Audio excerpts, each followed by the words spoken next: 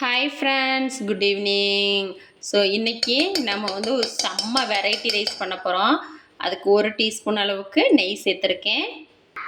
அப்புறம் கொஞ்சமாக நம்ம எண்ணெயும் சேர்த்துக்கலாம்.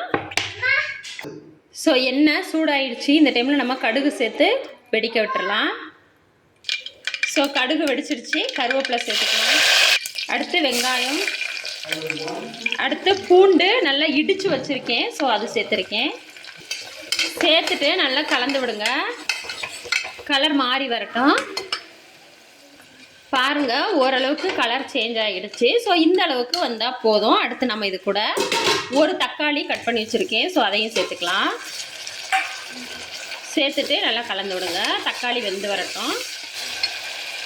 தக்காளி வெந்து வர்றதுக்கு நம்ம உப்பு சேர்த்துக்கலாம். உப்பு சேர்த்துட்டு ஒரு டைம் நல்லா மிக்ஸ் பண்ணிடுங்க. இங்கே பாருங்கள், பூண்டு போட்டு மிக்ஸ் பண்ணிட்டோமா. இப்போ மிளகு நான் நல்லா இடித்து வச்சுருக்கேன் பாருங்கள். இந்த மிளகை தான் நான் இதில் வந்து காரத்துக்கு சேர்க்க போகிறேன். சளி இருமலுக்கு ரொம்பவே ஹெல்த்தி. ஸோ மிளகு தான் நான் சேர்த்துருக்கேன். சேர்த்துட்டு நல்லா கலந்து விட்டுறலாம். ஸோ மிளகு பொடி சேர்த்ததுக்கப்புறம் நம்ம கலந்து விட்டுறலாம். ஸோ இப்போ நம்ம அரிசி சேர்த்தேன். பாருங்கள், அரிசி போட்டு நான் நல்லா மிக்ஸ் பண்ணி விட்டுட்டேன். ஸோ அடுத்து நம்ம தண்ணி சேர்த்துக்கலாமா? எப்படி இருக்குது பார்த்தீங்களா? ஸோ தண்ணி சேர்த்துக்கலாம். ஸோ தண்ணி ஊற்றியாச்சு. அடுத்து நம்ம விசில் போட்டு இறக்கிற வேண்டியதா. ஃபைனலாக பாருங்கள், நான் கொஞ்சம் கொத்தமல்லி தலையும் போட்டிருக்கேன். ஸோ இதோட ரிசல்ட் வீடியோவை அடுத்த வீடியோவில் பாருங்கள். பாய்.